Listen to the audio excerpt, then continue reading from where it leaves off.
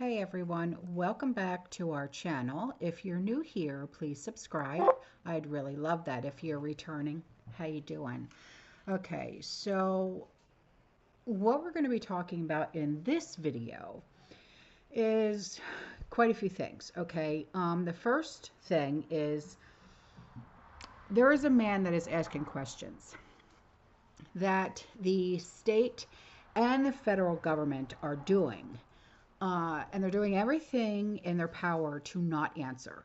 Okay, but that's like the norm. We know why they have gone into complete silence. They want the land, right? And this is, let's go back to Lahaina, okay? What happened to the natives of Lahaina? Most have been taken off of the island, right?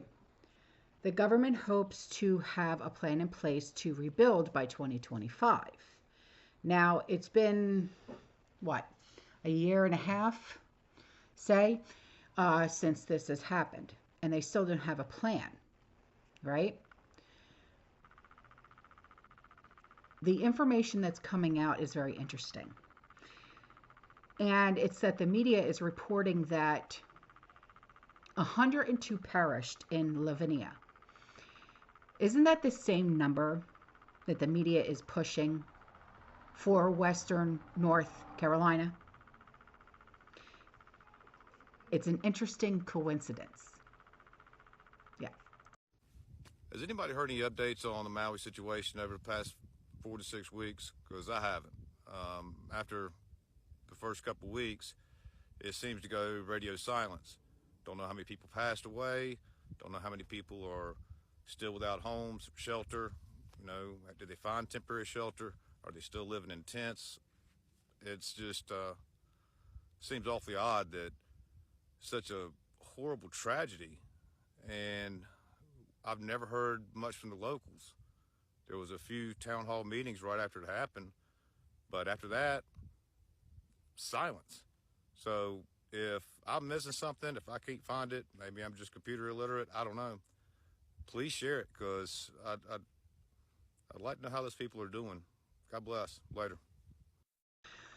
Now, like I said in my previous video about New York and Pennsylvania, drivers have actually found themselves stranded on a highway called Interstate 90 overnight due to extreme lake effect with snow.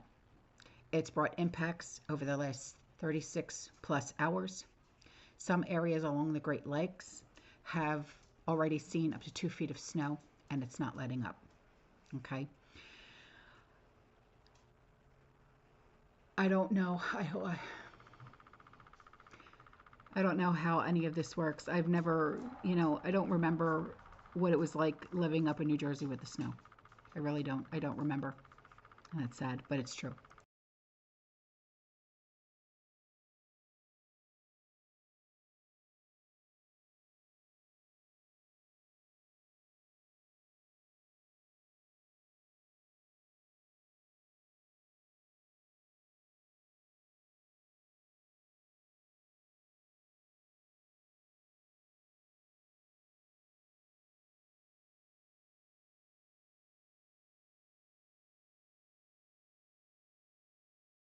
But this storm is dumping a tremendous amount of snow.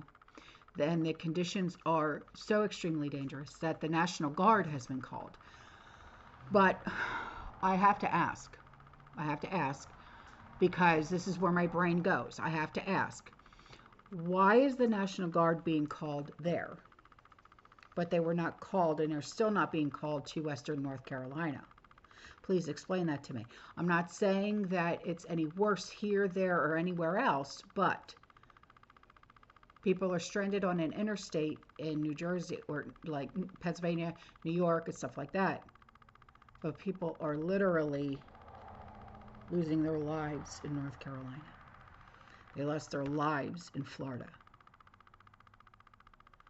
Where's the National Guard for us? Where's the National Guard?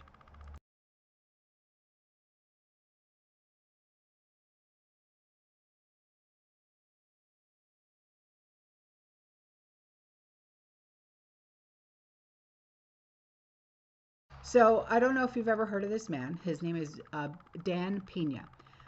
He's a billionaire. And he has revealed that all of the money that is pledged to impoverished countries actually gets stolen. He says that the wealthiest countries get together every single year and they pledge between 100 to 500 million dollars. And how much money has been given to those in need? Yeah, the countries, that actually need it. Like, how we always talk about the starving children in Africa, okay, things like that, okay. Because remember when, we were little and, we wouldn't finish everything on our plate and our mothers would always say, we could give that food to the starving children in Africa. I remember my mother always used to say that to me. But anyway, $0 actually gets sent to these countries. So he also talks about Haiti.